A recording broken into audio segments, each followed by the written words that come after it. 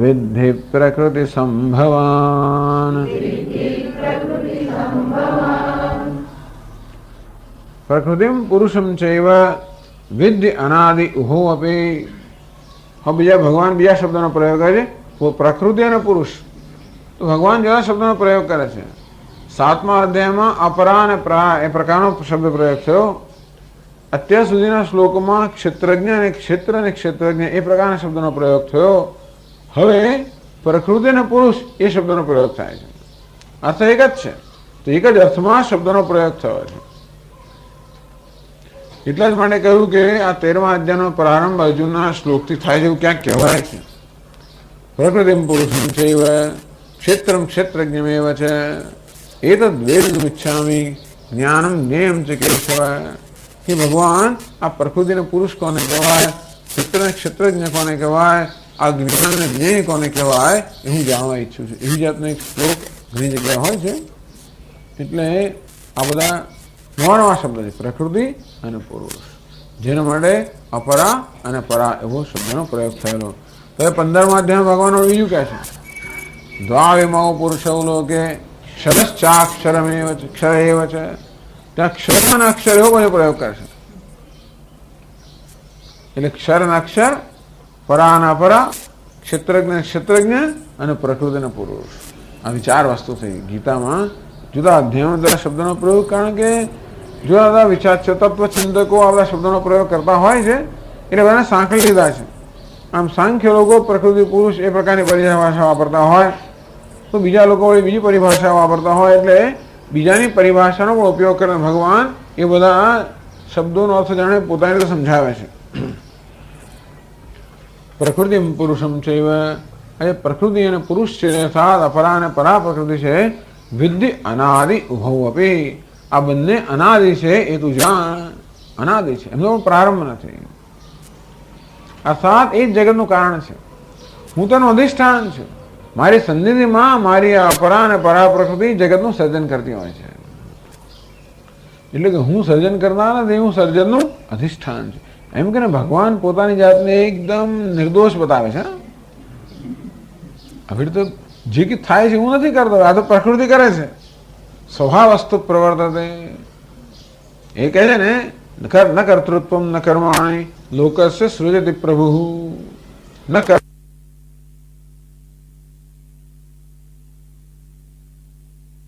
ગુણફલ સંયોગમ, હું તો કોઈને કરવાનું કહેતો નથી અને કોઈને કશું કરાવડાવતો નથી અને કોઈના કર્મફળ હું તો આપતો નથી. ત્યારે કોણ આપે? સ્વભાવસ્તુ પ્રવર્તતે. આ સ્વભાવ મારી માયા આ બધું કર્યા કરે છે. ના દત્તે કસ્યચિત પાપમ, હું તો કોઈનું પાપે સ્વીકારતો નથી. ન છે એવ સુકૃતમ વિભુ, કોઈનું પુણ્ય સ્વીકારતો નથી. એટલે કોઈના પાપનું પેલું ફળ નથી આપતો ને પુણ્યનું ફળ નથી આપતો. ત્યારે લોકો ભગવાન તો આપની પાસે આટલી ભક્તિ કરે છે ને આટલું બધું કરે છે જેથી અમને પાપ પુણ્ય થાય. એ તો કહે છે કે અજ્ઞાન આવૃતમ જ્ઞાનમ તેને મુહ્યંતિ જંતવ. આમ આમ હાથ ના મૂકવા કોઈ રીતે, આમ બધું કે હું જ બધું કરું છું અને છતાં પણ એ કે હું કંઈ કરતો નથી. કારણ કે જ્યારે પાણીનો રેલો પોતાની પાસે આવે એટલે હું કશું નથી કરતો, નહીં તો કે હું બધું કરું છું. 9મા અધ્યાયમાં આ બધું વર્ણન કરવામાં આવ્યું કે જગતની હું વારંવાર ઉત્પત્તિ કરું છું. મારી પ્રકૃતિનો આશ્રય લઈને મારી પ્રકૃતિનો વશ કરીને સર્જન કરું છું, પાલન કરું છું, લય કરું છું, અને છતાં કોઈ કરવાને લેપાયમાન કરતા નથી. અર્થાત આ બધું કરવા છતાં હું સંસારી નથી, હું તો નિત્ય મુક્ત છું. કારણ કે હું વાસ્તવમાં કરતો નથી, મારી સન્નિધિમાં સર્વ થતું હોય છે. એટલે વારંવાર કહેવા માટે ઉપનિષદમાં પણ આ પ્રકારે આવું નિરૂપણ થતું હોય છે કે સ્વપ્ન કોણ જુએ? તો કે મન જુએ છે. ઊંઘે છે કોણ? તો કે મન. જાગ્રત વ્યવહાર કોણ કરે? તો કે મન. એવું કેમ કહ્યું? એટલે આત્મા નથી કરતો. તેનો ભાવ એ છે કે આત્મા આ બધો વ્યવહાર કરતો નથી, એ અવ્યવહાર્ય છે.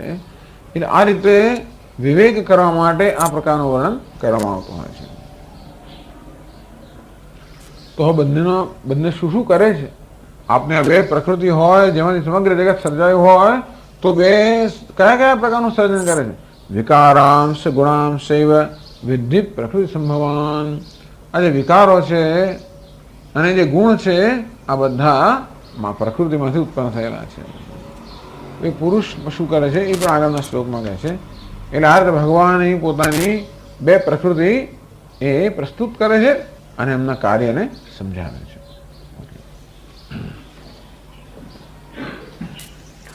ઓમ પૂર્ણમદ પૂર્ણમિદં પૂર્ણાત પૂર્ણમુદચ્યતે પૂર્ણસ્ય પૂર્ણમાદાય પૂર્ણમેવાવશિષ્યતે.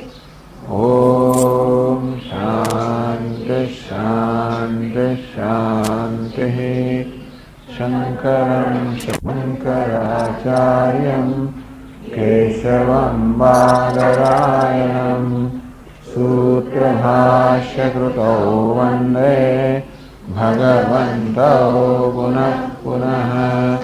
ઈશ્વરો ગુરુરાત્મેતિ મૂર્તિભેદવિભાગિને વ્યોમવદ્વ્યાપ્તદેહાય દક્ષિણામૂર્તયે નમઃ. ઓમ શાંતિ શાંતિ શાંતિ. હરિ ઓમ શ્રી ગુરુભ્યો નમઃ. હરિ ઓમ. ઓમ નારાયણઃ પરો વ્યક્તાત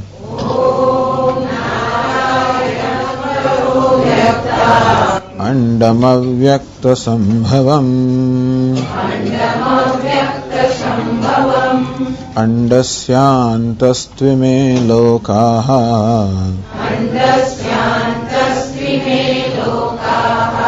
सप्तद्वीपा च मेदिनी.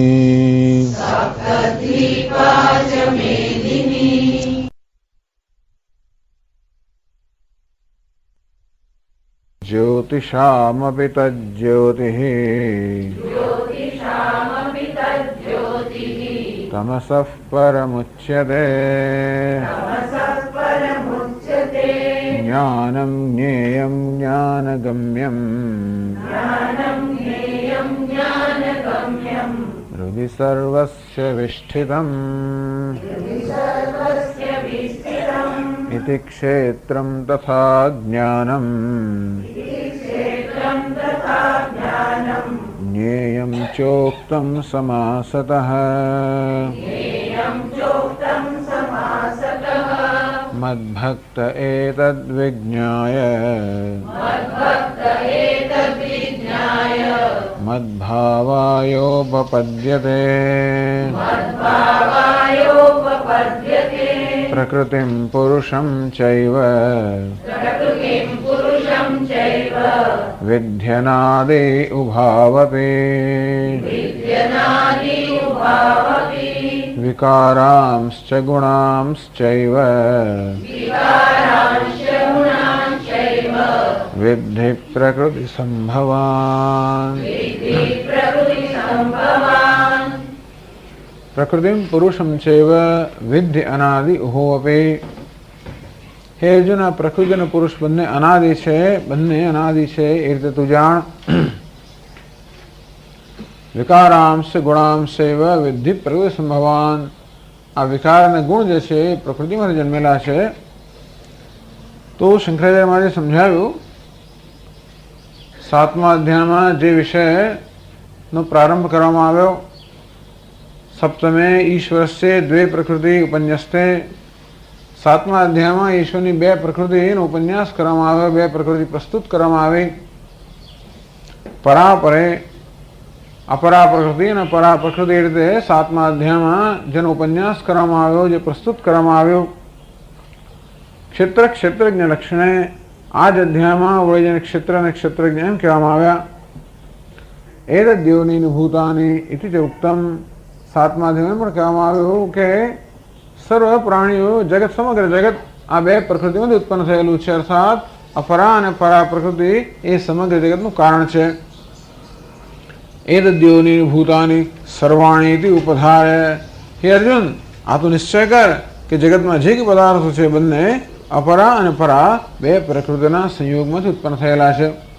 એ માટે શંકરાચાર્ય મહારાજે કહ્યું કે જ્યાં 7મા અધ્યાયમાં અપરા અને પરા એ પ્રકારે શબ્દોનો પ્રયોગ કરવામાં આવેલો, તેમને જ માટે આ 13મા અધ્યાયમાં ક્ષેત્ર અને ક્ષેત્રજ્ઞ એ શબ્દનો પ્રયોગ કરવામાં આવ્યો. આમાં ક્ષેત્ર એ જળ છે, ક્ષેત્રજ્ઞ ચેતન છે. અપરા પ્રકૃતિ અષ્ટધા મહાભૂતાની અને ભૂમિરાપો નલો વાયુ પંચમા ભૂત બુદ્ધિ અવ્યક્ત અહંકાર આની બનેલી અપરા પ્રકૃતિ છે, જેનાથી આપણી ઉપાધિ બની છે, જેનાથી નામ રૂપાત્મક જગત બન્યું છે, એને અપરા પ્રકૃતિ કહેવામાં આવી. એ જળ છે. અપરેયમિતસ્ત્વન્યામ પ્રકૃતિમ વિદ્ધિ મે પરામ જીવભૂતામ મહાબાહો. આ અપરા પ્રકૃતિને ચેતનતા પ્રદાન કરનારી, અપરા પ્રકૃતિમાં રહીને વ્યવહાર કરનારી, અપરા પ્રકૃતિને ચેતનતા પ્રદાન કરનારી બીજી મારી પરા પ્રકૃતિ છે જીવભૂતામ, જેને જીવ કહેવામાં આવે છે, અર્થાત જે અપરા પ્રકૃતિને ધારણ કરનાર છે. યદમ ધાર્યતે જગત, જેના વડે આ સમગ્ર જગત ધારણ કરાયેલું છે. એટલે ઉપનિષદમાં વર્ણન આવે છે કે આ નામ રૂપાત્મક આ ઉપાધિનું સર્જન કર્યા પછી ઈશ્વર એમાં પ્રવેશ કર્યો. કહેવાનો અર્થ એ છે કે આ ઉપાધિમાં નામ રૂપની અંદર જે અહમભાવ ધરાવનાર છે ચૈતન્ય, એને પરા પ્રકૃતિ કહેવામાં આવે છે. માત્ર ચૈતન્ય નહીં, શુદ્ધ ચૈતન્ય નહીં, પરંતુ જે ચૈતન્ય આ પ્રકૃતિમાં અહમભાવ ધરાવનાર છે.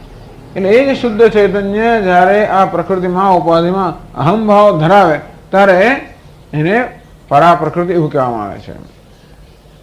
પેલું ચંદ્ર કે સૂર્ય એ જ્યારે જળમાં પ્રતિબિંબિત થાય તે પ્રતિબિંબને એની પરા પ્રકૃતિ અને જળને અપરા પ્રકૃતિ એમ કહેવામાં આવે. તે રીતે આ ઉપાધિ જેમાં ચૈતન્ય પ્રતિબિંબિત થાય છે, ઉપાધિને અપરા પ્રકૃતિ કહી, નીચી ઉતરતી પ્રકૃતિ કહી, અને એમાં પ્રતિબિંબિત થયેલો ચૈતન્ય જે જીવ કહેવાય છે એને ભગવાને પોતાની પરા પ્રકૃતિ, ઉત્કૃષ્ટ પ્રકૃતિ, ચઢિયાતી પ્રકૃતિ કહી. અને સમગ્ર જગતમાં જે કંઈ છે ઉત્પન્ન થયેલું છે એ આ બેના સંયોગથી ઉત્પન્ન થયેલું છે. તેથી અપરા અને પરા પ્રકૃતિ બંને મળીને જગતનું કારણ થાય છે. આ જળ અને ચેતન કે પુરુષ અને પ્રકૃતિ કે શિવ અને શક્તિ એના સંયોગથી જગતના સર્વ પદાર્થો ઉત્પન્ન થયેલા છે. ક્ષેત્ર ક્ષેત્રજ્ઞ પ્રકૃતિ દ્વયોનિત્વમ કથમ ભૂતાનામ. તો પ્રશ્ન થાય કે કેવી રીતે આ બે પ્રકૃતિ કેવી રીતે જગતને ઉત્પન્ન કરે છે? આ બે પ્રકૃતિ કેવી રીતે જગતનું કારણ છે? એથી અયમ અર્થ અધુના ઉચ્ચતે.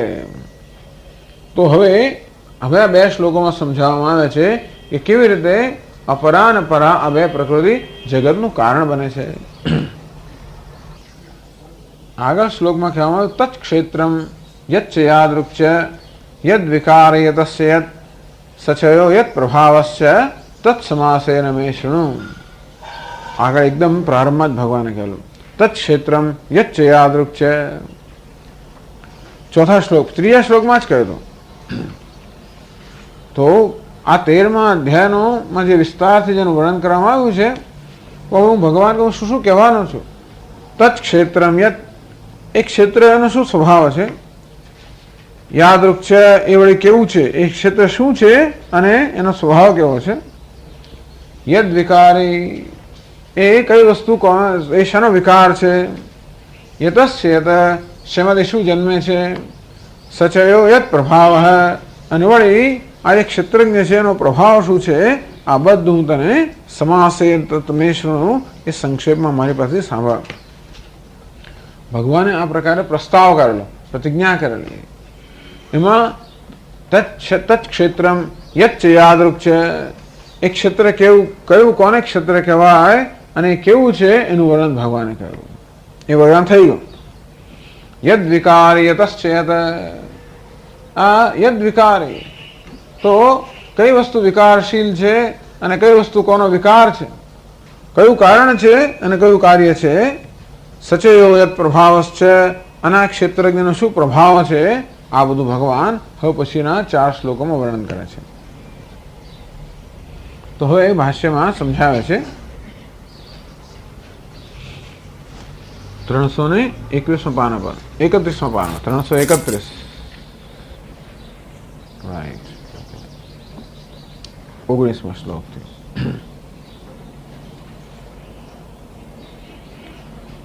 પ્રકૃતિમ પુરુષમ ચૈવ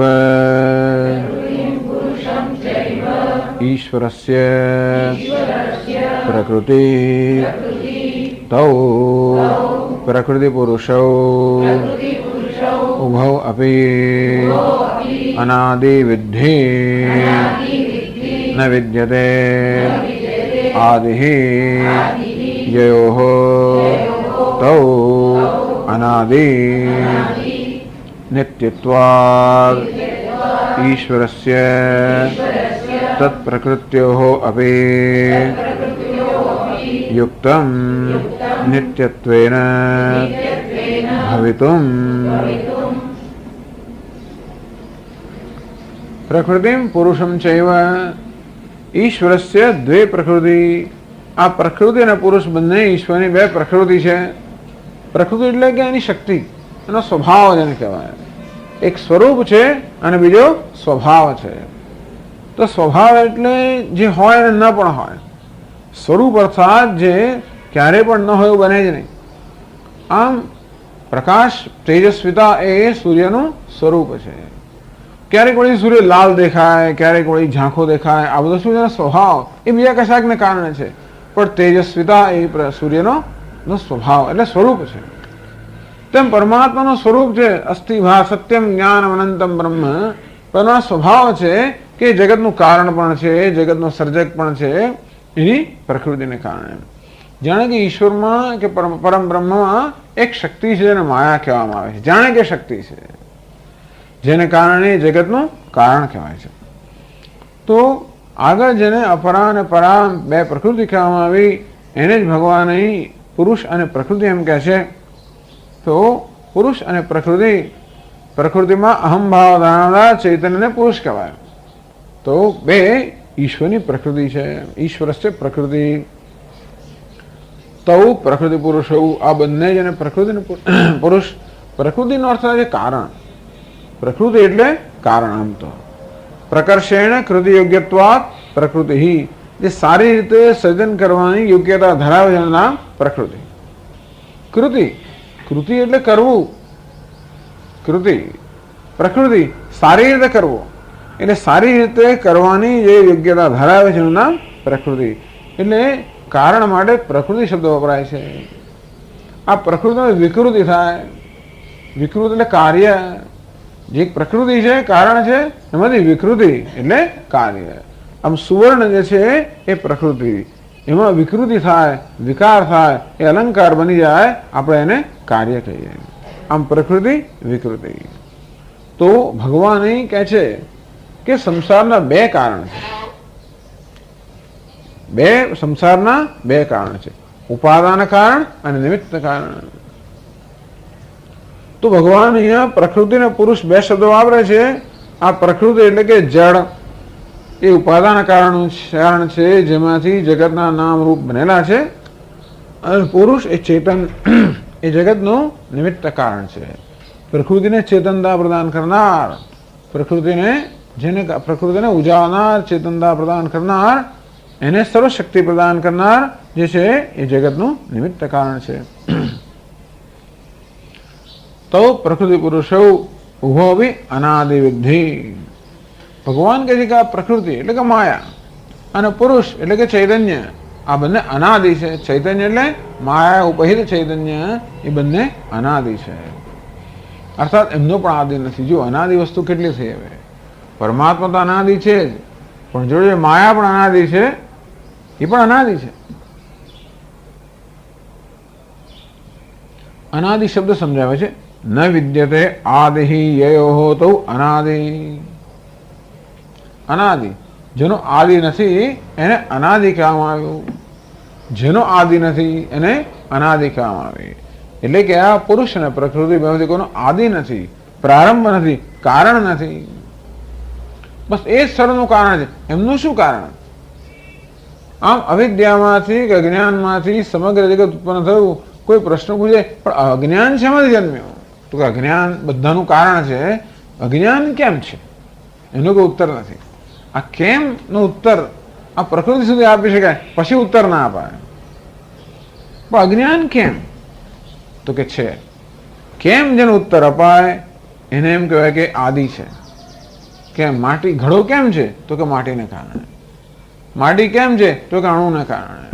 અણુ કેમ છે તો કે પરમાણુને કારણે. એમ પ્રશ્ન પૂછતા જઈએ, કેમ કેમ કેમ પૂછતા જઈએ તો છેવટે એ પ્રશ્નની હારમાળા ક્યાં જઈને અટકે કે એનું મૂળ કારણ કયું? તો કે આ માયા કે પ્રકૃતિ જેને કહેવામાં આવે છે એ.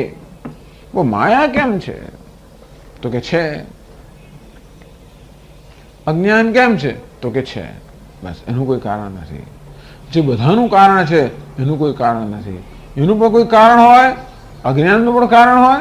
પછી પૂછે એનું શું કારણ? તો કોઈ કારણનો અંત જ ના આવે. ટૂંકમાં આ કારણની પરંપરાની પણ અંત આવવો જોઈએ. દરેક પ્રશ્નો ક્યાંક અંત આવી જવો જોઈએ. આમ કેમ એ પ્રકારના પ્રશ્નો અંત આવવો જોઈએ? તો આ કારણની પરંપરા ક્યાં જઈને અટકે? આ પ્રકૃતિમાં મૂળ કારણો. એને મૂળ પ્રકૃતિ પણ કહેવામાં આવે.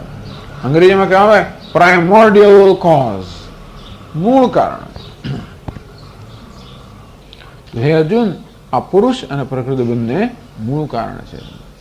એવું છે ને કે આ પુરુષ એટલે શું? જો સૂર્ય હોય અને પેલું કોઈ જળના પાત્રમાં જળ હોય તો સ્વાભાવિક રીતે જ સૂર્ય જળમાં પ્રતિબિંબિત થવાનો જ.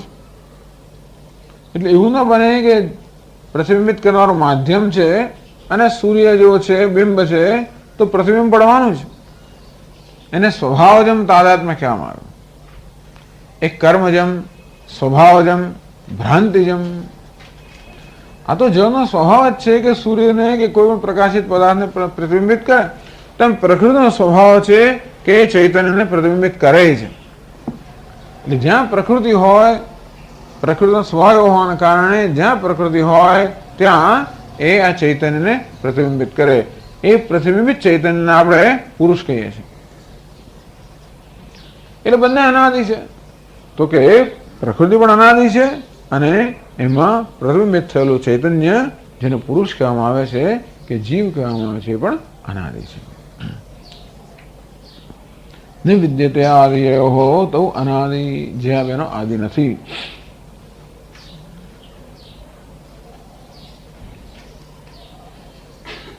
તો એનું કારણ પણ સમજાવે છે.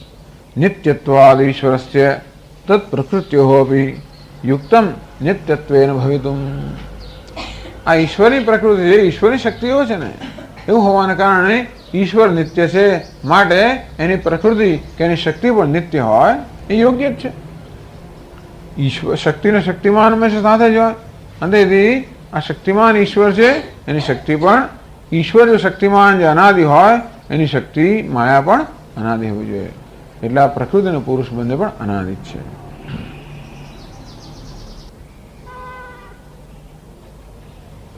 તો શા માટે ઈશ્વરની એવી પ્રકૃતિ છે કહે છે, આગળ સમજાવે છે. પ્રકૃતિ દ્વયવત્વમ એવ હિ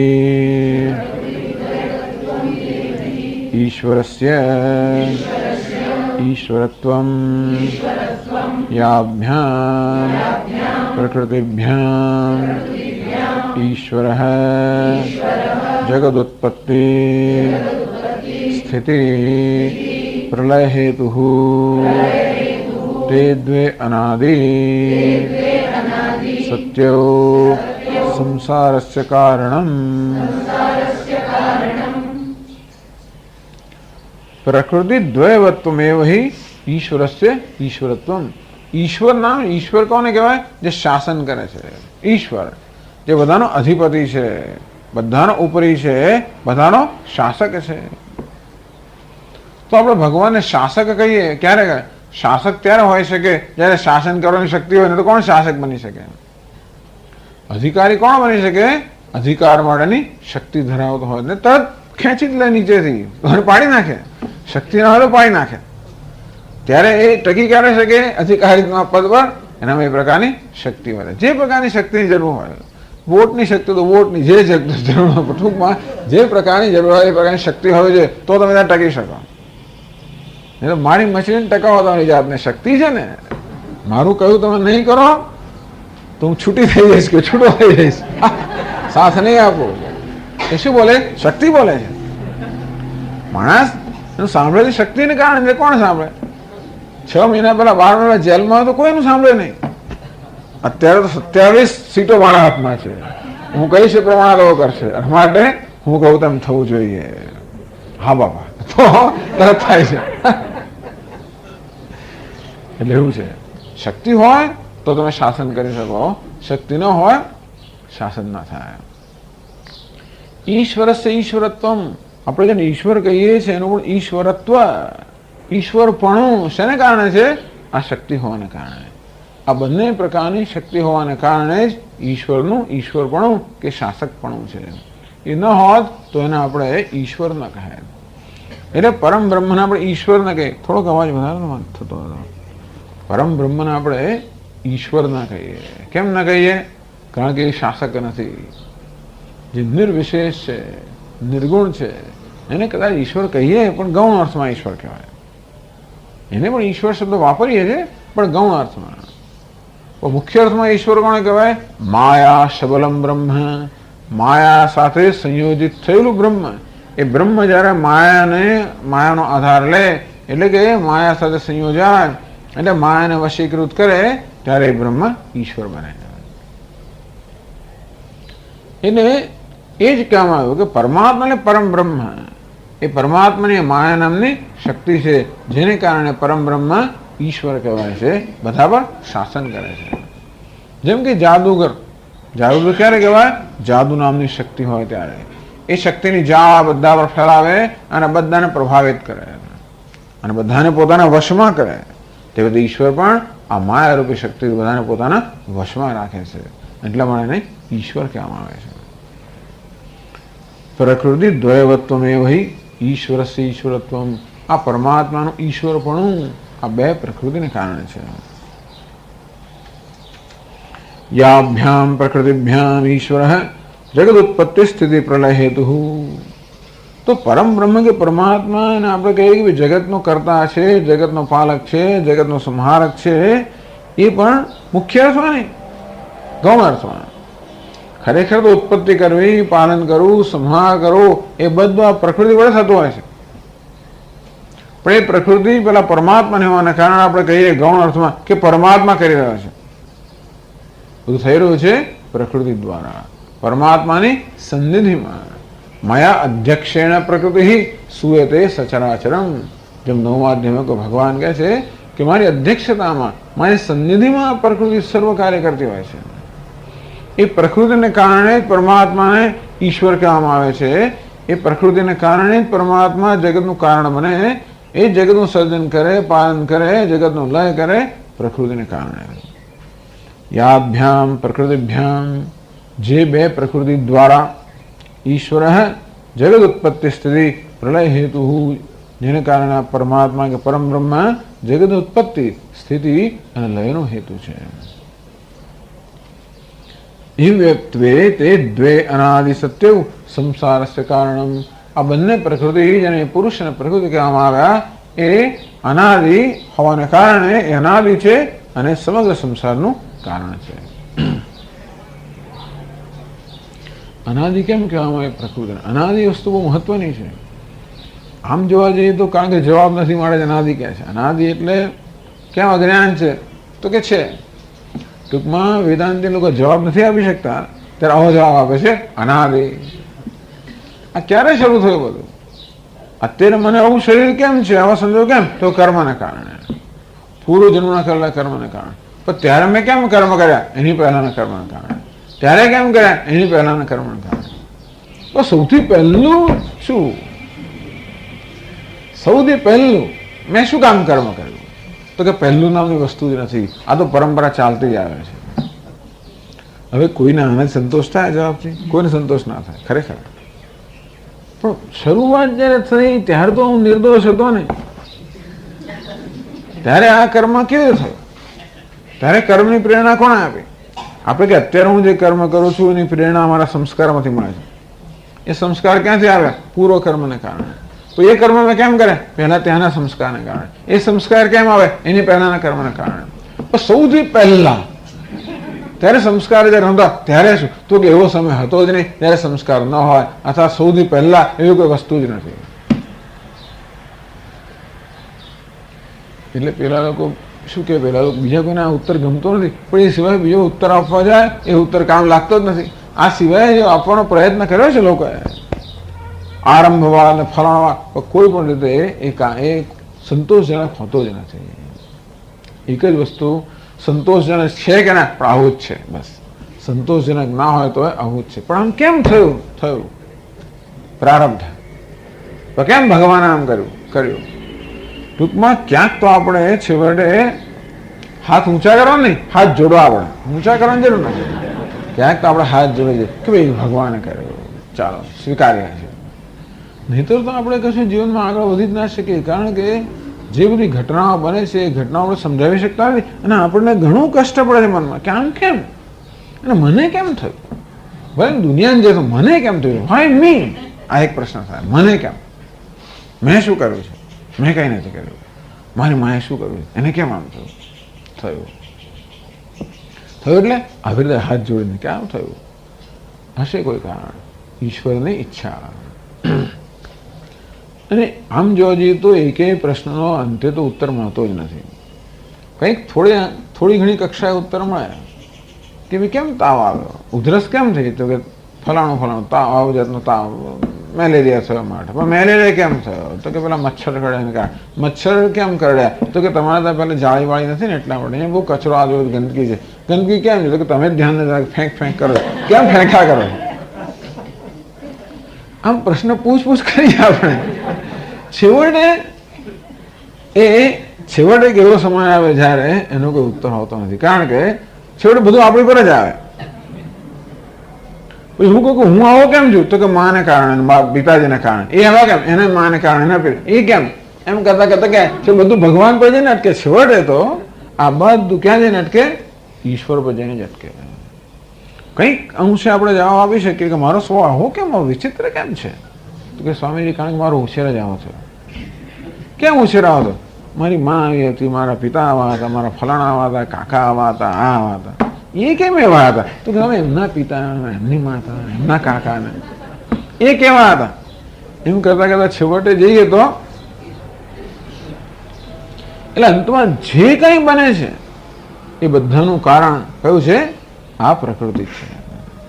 એ સ્વયં કેમ છે, તો કે છે અનાદિ અર્થાત જેનો આદિ નથી, પ્રારંભ નથી.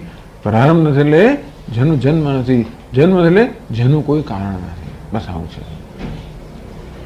એટલે આવી રીતે આપણે મનમાં નિરાશ થઈ જઈએ, ઉત્તર ન મળે એના કરતા એ પ્રશ્ન પૂછવા છોડી દેવા સારા. હા, એનો કહેવાનો ભાવ એ છે, એક પ્રશ્નનો ઉત્તરમાં આપણે બધો સમય અને શક્તિ બગાડીને પછી ધારો કે ખબર પડે કે આ છે, તો એ શું જે છે તે તો છે જ ને. મને કેમ ઉધરસ થઈ, ગમે તેમ થઈ, દવા કરે ને. તો ધારો કે સમજ પડે કે ઉધરસ કેમ થઈ, તો એ શું, ધારો કે કારણ જાણીએ તો શું થઈ, તો ખરી જ ને.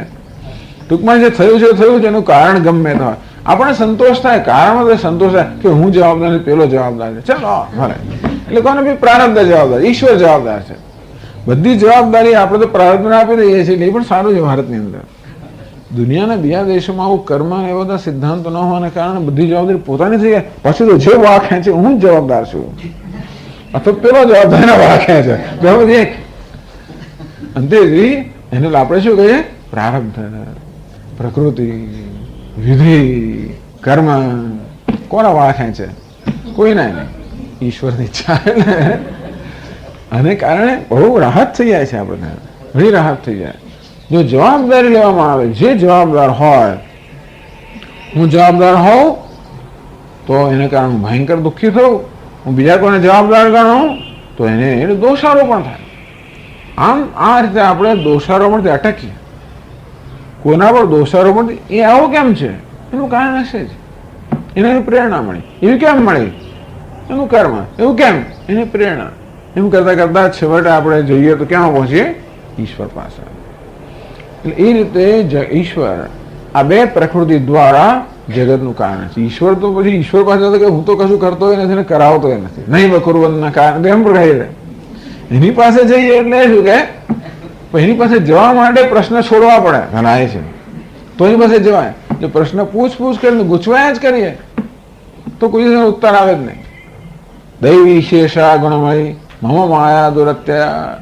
આ માયા દ્વારા માયા તરવાનો પ્રયત્ન કરીએ, શક્ય જ નથી. એ તો ચક્કર ફેરવ્યા કરે. બહુ બધા દોષો છે ન્યાયશાસ્ત્રમાં. અન્યોન્ય આશ્રય, આત્માશ્રય, અન્યોન્યાશ્રય, ચક્રાત્મક, અનવસ્થા. આત્માશ્રય એટલે શું? હું આવો કેમ છું? તો આવો છું જ એટલા માટે. અન્યોન્યાશ્રય, હું આવો કેમ છું? કારણ કે પેલો આવો છે. એ આવો કેમ છે? કારણ કે હું આવો છું. તમારું ઘર ક્યાં છે? પાનવાળાની દુકાનની સામે. પાનવાળાની દુકાન ક્યાં? તમારા ઘરની સામે.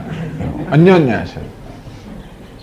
ચક્રાત્મક, હું આવો કેમ છું? આને કારણે. આ કેમ છે? આને કારણે. આ કેમ? આને કારણે. એ કેમ? મારે કારણે. પાછું ફરી ના આવે એને ચક્રાત્મક દોષ. અનવસ્થા દોષ. આ કેમ? તો કે પેલાને કારણે. પેલું કામ પેલાને કારણે. પેલું કામ પેલાને. એમ કરતા કરતા જેનો અંત જ ના આવે અનવસ્થા. જગતની બધી વસ્તુઓ આમાં એક અથવા બે દોષથી દૂષિત થયેલી જ છે. એટલે કોઈ પણ એવું ગર્વ ધરાવતો હોય કે હું કોઈ પ્રશ્ન ઉત્તર આપી શકું અમુક કક્ષા સુધી, બરાબર છે. બાકી તો બધી વસ્તુ આ દોષથી ગ્રસિત છે. એવું હોવાને કારણે કોઈ વસ્તુ નિર્દોષ છે જ નહીં. એટલા માટે મહાપુરુષ મહાત્મા આપણને કહે કે આ બધા પ્રશ્ન છેવટે છોડી દો. એનું નામ જ વૈરાગ્ય. આ બધી વસ્તુ વૈરાગ્ય એટલે કશું છોડવાનું નથી. મનમાં જે છોડી દઉં સારો ભાઈ ચાલો આવું છે બરોબર. એનું નામ વૈરાગ્ય. બસ વૈરાગ્ય નથી, બીજો કશો જ નથી. આટલો જ. આમ છે કેમ છે? તો કે છે બસ. એટલે એ વસ્તુ આપણા પર બીજી અસર ના કરે, સુખ દુઃખ ના પહોંચાડે, એનું નામ તો આપણો વૈરાગ્ય છે.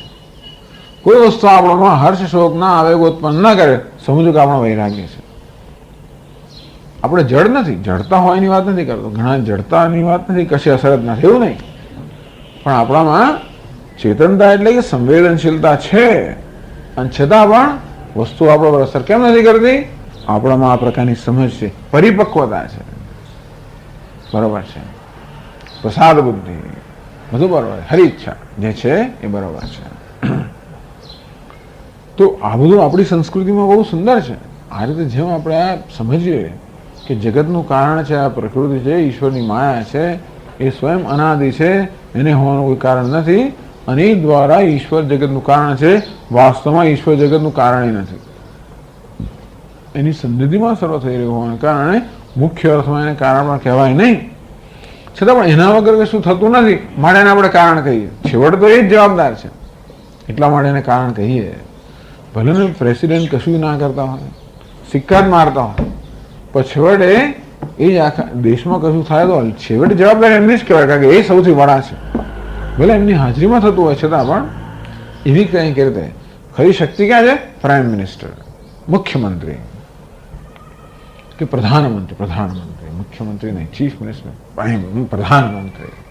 એ પ્રધાનમંત્રી શક્તિ છે, અને પેલા પ્રેસિડેન્ટ કેવા છે? અધિષ્ઠાન છે.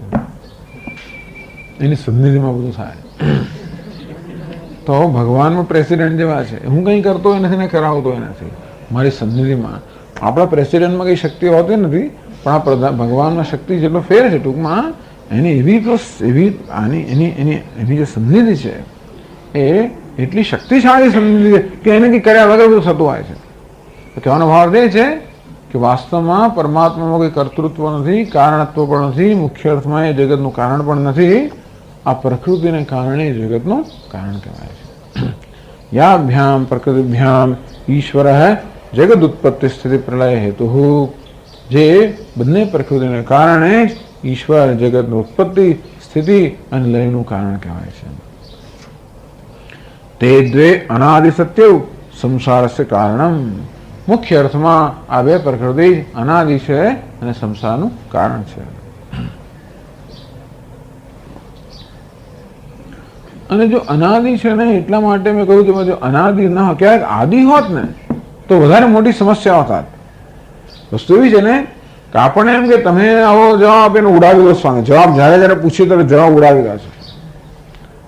અનાદિ કહો કે કારણ નથી, શું એને ઈશ્વર ઈચ્છા એમ કહીને તમે જવાબ ઉડાવી દો છો. પણ ધારો કોઈ એવું સિદ્ધ કરી આપે કે અમુક સમયે આ જગતની ઉત્પત્તિ થઈ, તો તરત પ્રશ્ન પણ કેમ થઈ? આવું કેમ કર્યું? અથવા કોઈ એમ માને કે ભાઈ આદિ છે, મારો જન્મ અત્યારે જ થયો, પહેલા હતો જ નહીં, એવું માને. એવું માનનારા છે. ભારતની બહાર જે કે ધર્મોની ઉત્પત્તિ થઈ એ બધા લોકો એમ માને છે કે પૂર્વજન્મ નથી, પછીનો પુનર્જન્મ નથી. તો તરત પ્રશ્ન થાય કે જો મારો પૂર્વજન્મ ના હોય, પૂર્વનો કોઈ કર્મ ના હોય, અને છતાં હું આવો જન્મ્યો, એનું શું કારણ? બસ કારણ જ નહીં. અને પછી આ જન્મમાં બધું પુનર્જન્મ હોય જ નહીં. આ જન્મ મેં બધી જાત જાતના કર્મ કર્યા, પરિશ્રમ કર્યો, એનું પરિણામ મને મળવાનું જ ના હોય. એનો અર્થ એ કે જે કર્યું એ નાશ થઈ ગયું, જે નથી કર્યું એ મારે સહન કરવું પડે છે ને. મેં કશું કર્યું નથી તો પણ મારે દુઃખ સહન કરવું પડે. એનો અર્થ એ થયો કે જે નથી કર્યું એનું પરિણામ મારે ભોગવવું પડે છે. અને આટલું હું કરું ને છોડે નષ્ટ થઈ જાય મારા મૃત્યુની સાથે, એનો અર્થ એ થયો જે કર્યું છે એ નાશ થઈ ગયો.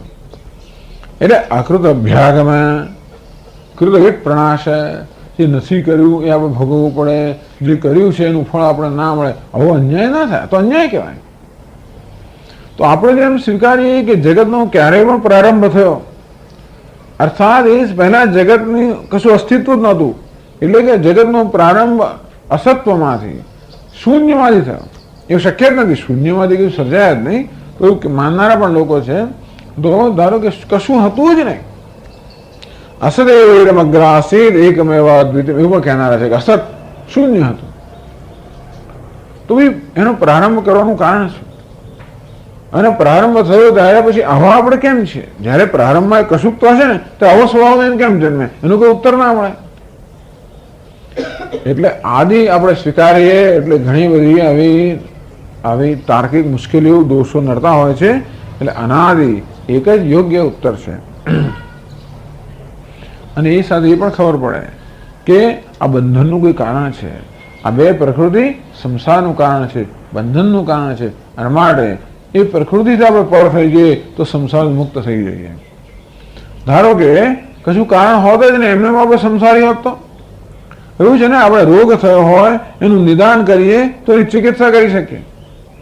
રોગનું કારણ દૂર કરીએ તો રોગ, વ્યાધિનું કારણ દૂર, વ્યાધિ દૂર થાય. વ્યાધિનું કારણ જ ના હોય તો કેન્સર તો કેમ ખબર નથી, કારણ જ નથી તો દૂર જ ના થાય. આપણી પાસે અમુક વ્યાધિના કોઈ ચિકિત્સા કેમ થાય એનું કારણ જાણતા નથી આપણે. તો સંસાર કેમ છે, બંધન કેમ છે? કારણ નથી. જો કારણ ના હોય તો આપણે દૂર ના કરી શકીએ તો બંધન મુક્ત જ ના થઈ શકીએ. આ તો કયું? બે પ્રકૃતિ સંસારનું કારણ છે. અને માટે એ પ્રકૃતિથી આપણે પર થઈ જઈએ. મામે એ પ્રપદ્યંતે મામેતામ તરંતિ. તો કોનો આશ્રય લેવો અને કોનો આશ્રય છોડી દેવો આપણે ખબર પડે. દૈવી શીર્ષા ગુણમય મમ માયા દુરત્યા. અમારી ગુણમય ત્રિગુણાત્મિકા માયા તરવી કઠિન છે, અશક્ય છે. મામે એ પ્રપદ્યંતે, તો એ માયાનો આશ્રય છોડીને ઈશ્વરનો આશ્રય સ્વીકારીએ તો આપણે આ માયાને તરી જઈએ. એટલે આપણે જાણતા હોઈએ કે સંસારનું શું કારણ છે તો પછી આપણે ઉકેલ લાવી શકીએ. અને સંસારનું કારણ જ ન જણાવે ઉકેલ ના આવી શકે. એ ઉપરાંત આ બધું કરતૂત કોનું છે? પ્રકૃતિનું છે, પરમાત્માનું નહીં. એ કેવું છે? નિર્દોષ છે, નિર્વિકાર છે. એ વસ્તુ પણ સિદ્ધ થાય. એ બધું અમે રહેલું છે. એટલા માટે આ પુરુષ અને પ્રકૃતિ, જે બે પ્રકૃતિ એને અનાદિ કહેવામાં આવે. કોઈક નામની સામે જરા વાંધો પડે છે. કોઈક ટીકાકારો છે એમને આ અર્થઘટન સામે થોડો વાંધો છે. અત્યારે શંકરાચાર્યજી એમનું અર્થઘટન છે અહીંયા આપે છે અને બતાવે છે, સમજાવે છે કે એમનું અર્થઘટન કેમ બરોબર નથી કે છે. આગળ ન આદિ અનાદિ ઇતિ તત્પુરુષ સમાસમ કેચિદ વર્ણયન્તિ તેન હિ કિલ ઈશ્વરસ્ય કારણત્વં સિદ્ધ્યતે યદિ પુનઃ પ્રકૃતિ પુરુષૌ એવ નિત્યૌ સ્યાતામ તત્કૃતમેવ જગત ન ઈશ્વરસ્ય જગતઃ કર્તૃત્વમ. અને એક મોનિટર પણ હોય છે. મોનિટર ઓન છે ને? ઓકે.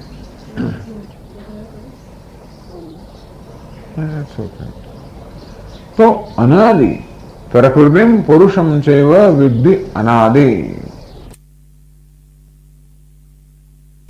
એટલે કે છે ન આદિ અનાદિ ઇતિ તત્પુરુષ સમાસમ કેચિત વર્ણયંતી. તો કેટલાક લોકો અનાદિ, આપણે આગળ શું કહ્યું? અનાદિનો અર્થ કર્યો આદિ ન વિદ્યતે આદિ અયો. તો અનાદિ જેનો આદિ નથી એનું નામ અનાદિ. અથવા બીજો અર્થ કર્યો જે આદિ નથી, જેનો આદિ નથી એનું નામ અનાદિ. એટલે કે જેનું કોઈ આદિ નથી, કારણ નથી એનું નામ અનાદિ.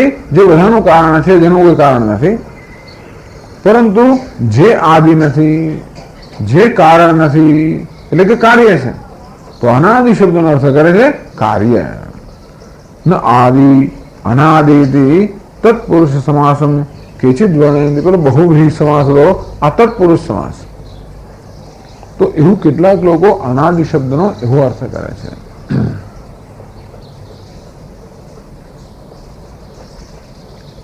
તો ભાઈ એનો અર્થ એ થયો કે જો આદિ એટલે કે કારણ અને અનાદિ એટલે કે આદિ એટલે કે કારણ, અનાદિ એટલે કે કાર્ય, એવો અર્થ કર્યો.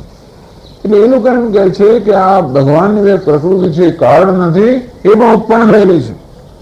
માયા પણ જગતનું કારણ નથી, એ માયાની પણ ઉત્પત્તિ છે.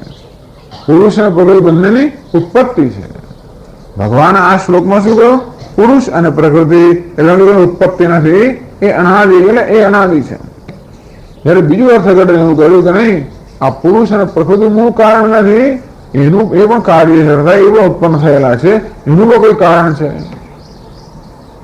તો એવું કહેવાથી શું લાભ થાય? કહ્યું તે નહીં કે ઈશ્વરસ્ય કારણત્વમ સિદ્ધ્યતિ. જો આ બંને પ્રકૃતિ કાર્ય હોય તો સૌથી બધાનું કારણ કયું? તો કે ઈશ્વર. તે નહીં કે ઈશ્વરસ્ય કારણત્વમ સિદ્ધ્યતિ. એટલે કહે છે કે ઈશ્વર મુખ્ય અર્થમાં કારણ છે અને આ પ્રકૃતિ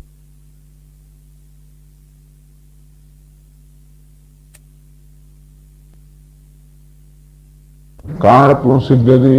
जो ये स्वीकार्य तो ईश्वर के परमात्मा मुख्य अर्थमा कारण सिद्ध था. यदि पुनः प्रकृति पुरुषो नित्यो स्याताम तत्कृतमेव जगत न ईश्वर से जगत है कर्तृत्व. ये लोग कहते हैं कि आपना केवा प्रमाणे जो आ बने प्रकृति जगत कारण હોય, એમાં જગત ઉત્પન્ન થયું હોય, એમાં હોય પાલન હોય, લય હોય, તો ઈશ્વર મુખ્ય અર્થમાં કારણ ના થયા, આ પ્રકૃતિ મુખ્ય અર્થમાં કારણ છે. પેલા કે નહીં, અમે તો એમ કહીએ છીએ કે આ પ્રકૃતિ કારણ નથી, પ્રકૃતિ કાર્ય છે અને ઈશ્વર મુખ્ય અર્થમાં કારણ છે. यदि पुनः प्रकृति पुरुषो एव नित्यो स्याताम. આપના કહેવા પ્રમાણે પ્રકૃતિ અને પુરુષ જો બંને નિત્ય હોય, તત્કૃતમેવ જગત, એમના વડે જગત ઉત્પન્ન થયું હોય, ન ઈશ્વર છે જગત કર્તૃત્વમ, તો ઈશ્વર કે પરમાત્મા મુખ્ય અર્થમાં જગતનું કરતા ન થાય. અગત્યની વસ્તુ એ છે કે મુખ્ય અર્થમાં કોણ કારણ છે? પરમ બ્રહ્મ મુખ્ય અર્થમાં જગતનું કારણ છે. એ હવે કહે ચલો સર્જાઈ જાઓ, લેટ ધ એવરીથિંગ. મને એની બેટરી બદલવાની હશે કદાચ, એવું થશે કાલે બધા શું કે. તો એટલે પરમાત્મા એમ કે બસ સૂર્યનો ઉદય થાવ, આજે દિવસ જન્મો, આજે બીજો દિવસ, એમ કરીને એ પરમ. એટલે એ મુખ્ય અર્થમાં જો કારણ છે કે પરમાત્માની સન્નિધિથી આ પ્રકૃતિ બધું જગતનું સર્જન કરે છે, તો પ્રકૃતિ મુખ્ય અર્થમાં કારણ છે. મુખ્ય અર્થમાં કોણ કારણ છે એ મહત્વનું છે. એ માટે આ બીજો પક્ષ છે ને, એ પક્ષને અહીંયા લીધેલો છે. એ પક્ષ એમ કહે છે કે પરમાત્મા એ મુખ્ય અર્થમાં કારણ છે, પ્રકૃતિ કારણ નથી. પ્રકૃતિ પણ પોતે પણ કાર્ય છે, એ પણ ઉત્પન્ન થયેલી છે. પરમાત્મા બધાને ઉત્પન્ન કરનારો છે. આપણે એ નહીં, પરમાત્માની સન્નિધિમાં આ પ્રકૃતિ જગતનું કારણ છે, આપણે એમ કહીએ છીએ. એટલે એમનું જે આ પક્ષ છે કે પરમાત્મા મુખ્ય અર્થમાં કારણ છે, પ્રકૃતિ નહીં. પ્રકૃતિ પણ કાર્ય છે, એ પણ ઉત્પન્ન થયેલી છે. તો એમાં દોષ કાઢે છે, કહે છે. હવે સિદ્ધાંત બતાવે છે. તદસત પ્રાક પ્રકૃતિ પુરુષયોઃ ઉત્પત્તેઃ ईशितव्य अभावाद ईश्वरस्य अनीश्वरत्व प्रसंगाद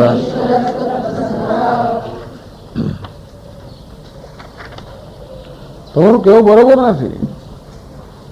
તમે એક બાજુ આને ઈશ્વર કહો છો. ઈશ્વર ક્યારે કહેવાય? શાસક ક્યારે કહેવાય? કોઈ શાસન કરનારો હોય ત્યારે. શાસક ઈશ્વર ક્યારે કહેવાય? કશું શાસન કરનારો કોઈ હોય ત્યારે ને. પેલા અખંડાનંદજી મહારાજ એકવાર કહે કે એક વ્યક્તિ મારી પાસે આવ્યા અને આમ એને પછી વાત કરતા એમણે પોતાનું ઓળખાણ આપ્યું. પૂછ્યું કે આપ કોણ છો, શું કરો છો? કે હું પ્રિન્સિપાલ છું, ફલાણી સ્કૂલનો પ્રિન્સિપાલ છે. ઓહો, સ્કૂલના પ્રિન્સિપાલ છે, ત્યારે કેટલા શિક્ષકો છે આપને ત્યાં?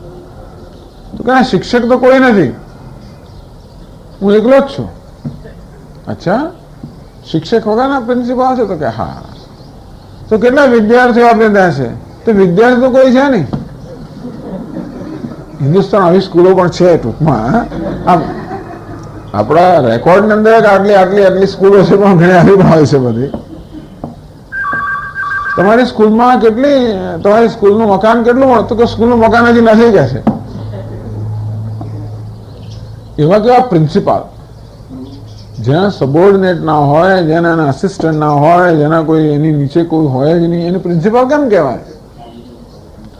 તો તેવી રીતે ઈશ્વરને ઈશ્વર ક્યારે કહેવાય? શાસન કરનાર રાજા ક્યારે કહેવાય? જ્યારે પ્રજા હોય ત્યારે. શાસક ક્યારે કહેવાય? જ્યારે કોઈ શાસન કરવાના જેના પર શાસન થાય. નિયંતા ક્યારે કહેવાય? જે નિયમ્ય હોય ત્યારે. તો નિયમ્ય હોય ત્યારે નિયંતા કહેવાય, શાસિત હોય તો શાસક કહેવાય, પછી ઈશિતવ્ય હોય તો ઈશ્વર કહેવાય. તો આપ અને ઈશ્વર કહો છો કે છે તદસ તમારું કેવું બરોબર નથી. એને ઈશ્વર કેમ કહેવાય? પ્રાક પ્રકૃતિ પુરુષો ઉત્પત્તિ. આપ તો એમ કહો છો કે પ્રકૃતિ અને પુરુષ બંને ઉત્પન્ન થયેલા છે. એનો અર્થ એ થયો કે ઉત્પત્તિ પહેલા નહોતા. એટલે જયારે આપ તમારા મત પ્રમાણે જયારે પુરુષ ને પ્રકૃતિ બંને ઉત્પત્તિ થઈ નહોતી ત્યારે કોણ હતું ત્યાં? ત્યારે જે હતો એને ઈશ્વર કેમ કહેવાય? ઈશ્વર ક્યારે કહેવાય? જ્યારે ઈશિતવ્ય એ જેના પર શાસન કરે એવું કોઈ હોય ત્યારે. તો આ પરમાત્માને આપણે ઈશ્વર કેમ કહીએ છીએ? આ પ્રકૃતિનું શાસન કરનાર છે એટલા માટે. એ દ્વારા જગતનું શાસન કરનારો છે, પણ એ પ્રકૃતિનું શાસન કરે છે અધિષ્ઠાન હોવાના કારણે, એટલે ને ઈશ્વર કહેવાય. પણ પ્રકૃતિ પુરુષો ઉત્પત્તિ હે પ્રાક. પણ આપના કહેવા પ્રમાણે પ્રકૃતિ પુરુષ બંનેની ઉત્પત્તિ થઈ હોય, આ બંને કાર્ય હોય, એમની ઉત્પત્તિ પહેલા તો એ હતા નહીં, અને તો પછી એમનું કોઈ શાસન કરવા ન હોવા કારણે ઈશ્વરને આપણે શાસક કે ઈશ્વર ના કહી શકીએ. ઈશિતવ્ય અભાવાત, જેના પર શાસન કરવાનું એવું કોઈ ન હોવાને કારણે ઈશ્વરસ્ય અનિશ્વરત્વ પ્રસંગાત, તો તે વખતે ઈશ્વર નથી, અનિશ્વર છે.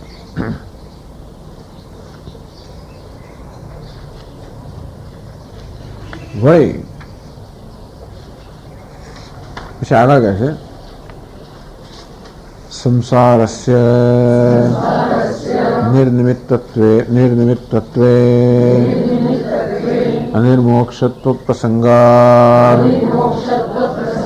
શાસ્ત્ર અનર્થક્ય પ્રસંગાત બંધ મોક્ષ અભાવ પ્રસંગાચ.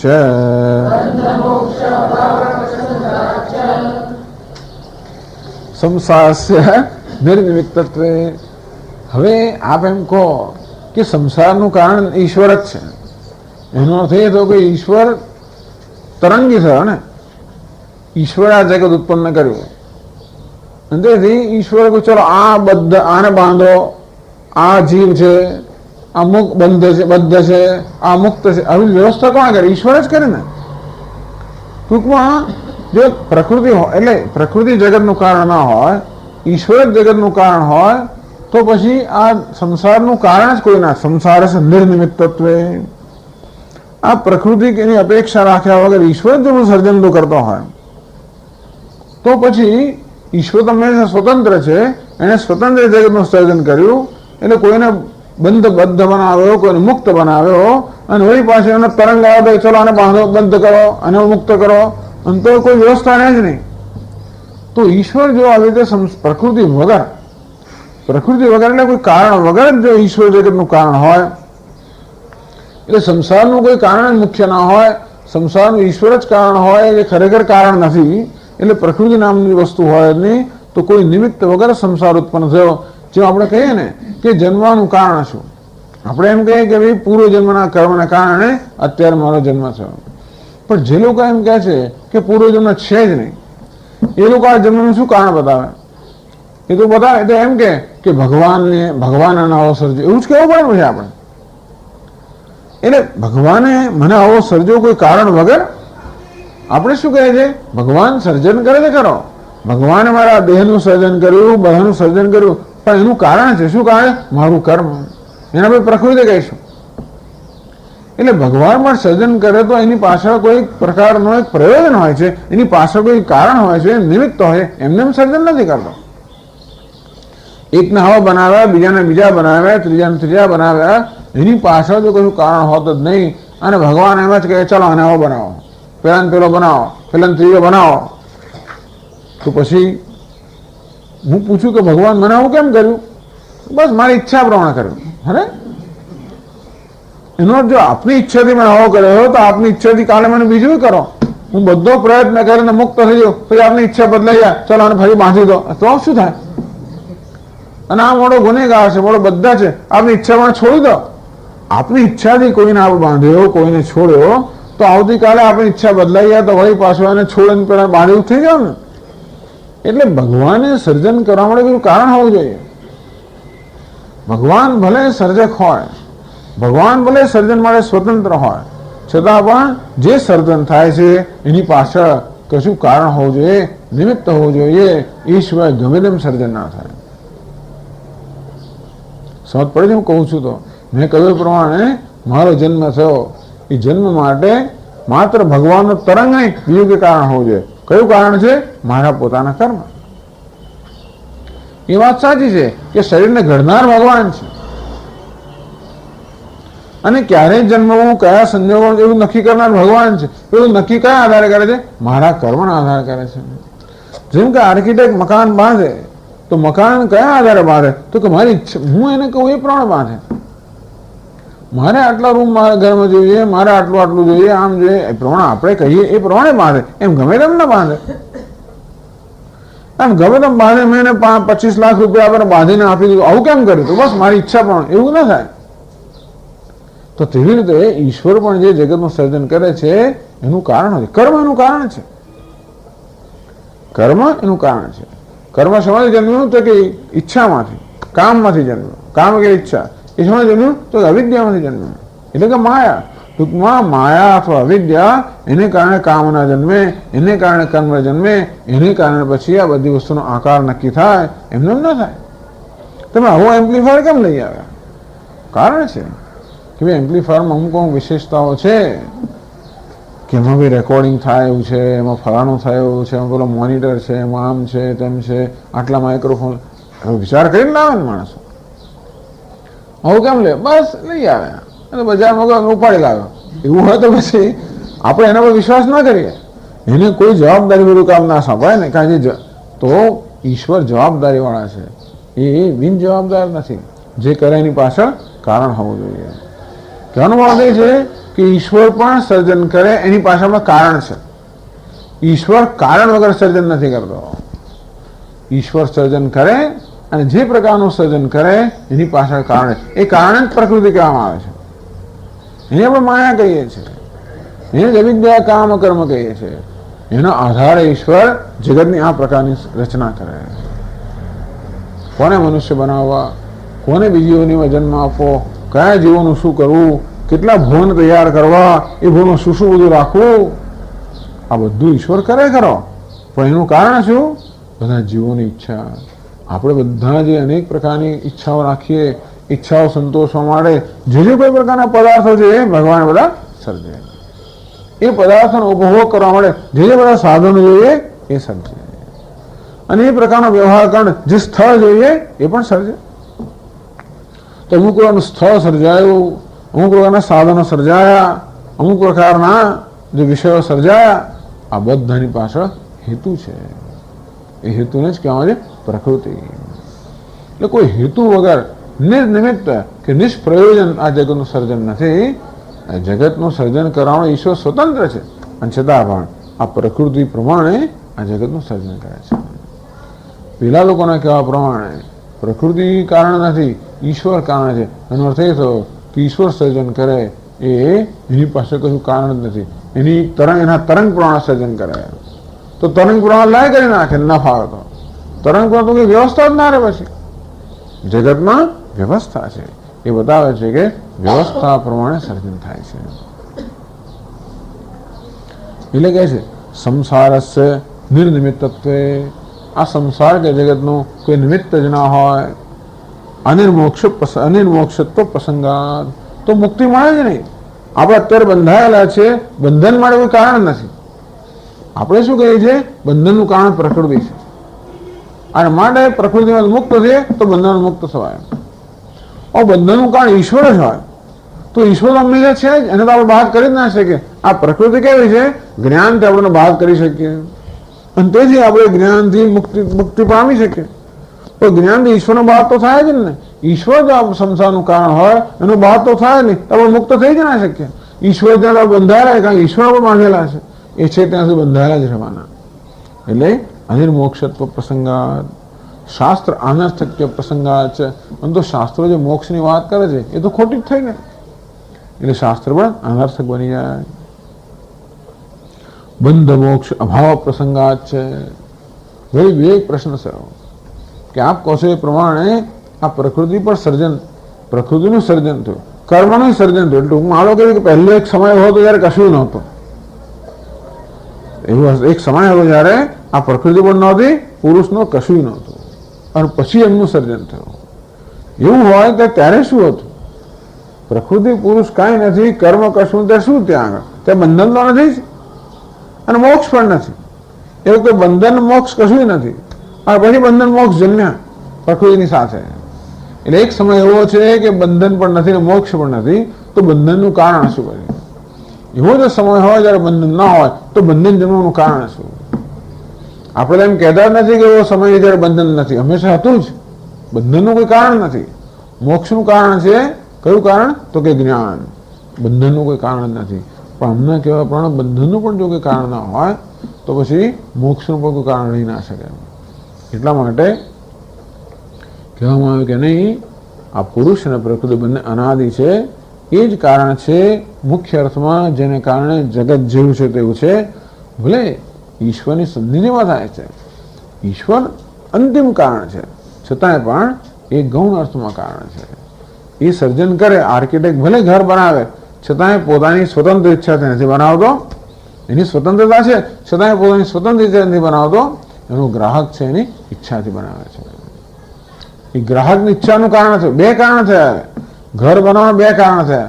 એક કારણ આર્કિટેક્ટ થયો, અને બીજું કોણ થયું? ગ્રાહકની ઈચ્છા.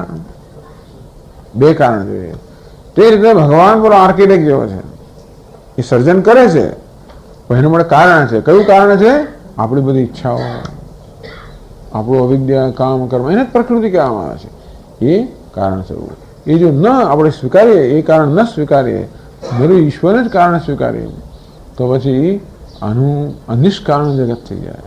નિષ્કારણ થઈ જાય તો કોઈ બંધન મોક્ષ કશી વ્યવસ્થા ન રહે, અને તો આ બધું શાસ્ત્ર નિરર્થક થઈ જાય. એટલા માટે પણ આ પ્રકૃતિ અને પુરુષ એ જ ખરેખર સંસારનું કારણ છે, એ આપણે સ્વીકારવું પડે. અને ઈશ્વર કારણ ખરો, અધિષ્ઠાન રૂપમાં, સન્નિધિ રૂપમાં, સત્તા સ્ફૂર્તિ પ્રદાન કરવાના રૂપમાં કારણ ખરો, મુખ્ય અર્થમાં નહીં. એટલે ઈશ્વર આ બધાથી મુક્ત પણ છે, કારણ પણ આમાંથી મુક્ત છે. નહીં તો ઈશ્વર કારણ બની જાય તો પછી તો એ ઈશ્વર પણ સવિશેષ થઈ ગયો. એ ઈશ્વરને પ્રાપ્ત કરીએ તો મોક્ષ ના મળે. કારણ કે કંઈક ખટપટ રહી જવાની ત્યાં, એ ખટપટ ઈશ્વર થયો ને, કઈ જ એને સર્જન જેમ કરવું એમ કરતો હોય એ ઈશ્વરને પામીને તો પડે. खटपटी लोगों पास तो આપણે ખટપટ કરો થઈ જઈએ. आपका गुरु खटपटी होगा तो आप भी खटपटी हो जाएंगे. फर्क है तो ईश्वर खटपटी હોય એવા ઈશ્વરને પ્રાપ્ત કરે આપણે ખટપટી રહીએ, આપણે ખટપટ મુક્ત ના થઈએ. અને મોક્ષ મુખ્યમાં ક્યારે શક્ય બને? જ્યારે ઈશ્વર આ બધી વસ્તુ મુક્ત હોય તો જ એને પ્રાપ્ત કરવાથી આપણે સર્વ રીતે મુક્ત થઈએ. ને કારણપણું છે ને ત્યાં મુક્તિ નથી. તમે વિચાર કરો કે હજી હું એમ માનું કે હું કશાકનું કારણ છું, આ મારે કારણ થયું એવું મારામાં ખ્યાલ જો રહી ગયો હોય તો મારામાં કઈક લાગણી રહી જ જવાની. ખ્યાલો હર્ષ કે શોક નહીં. જે થયું એ સારું થયું હોય તો મારામાં લાગણી રહી જાય કે હા હું કંઈક છું, તો એક અભિમાનની લાગણી રહી જાય. અને જે થયું એ ખરાબ થયું હોય તો મારામાં અપરાધની લાગણી રહે. તમે વિચાર કરો, જે કારણપણું છે ને, હું કશાક માટે કારણરૂપ છું, ત્યાં હર્ષ કે શોક કશું રહી જ જવાનું. એ હર્ષ અને શોક વળી કંઈ નવો ઉત્પન્ન કરવાનો. શોક જન્મ્યો એટલે કઈ દૂર કરવા આપણે એ પાછું કંઈક કરવું, બીજું કારણ બનવું. હર્ષ જન્મ્યો એટલે ટકાવી રાખવા આપણે કશું કરવું, વળી બીજું કારણ બનવું. જ્યાં કારણપણું છે ત્યાં મુક્તિ નથી. મુક્તિ ક્યાં છે? જ્યાં કારણપણું પણ નથી. અર્થાત કારણ અને કાર્ય આ બંને પ્રકારના ખ્યાલ બધી મુક્તિ, એનું નામ જ મોક્ષ છે. એટલે મોક્ષ એક એવી અવસ્થા છે જ્યાં હું કારણ કે કાર્ય બંને પ્રકારના ખ્યાલથી મુક્ત છું.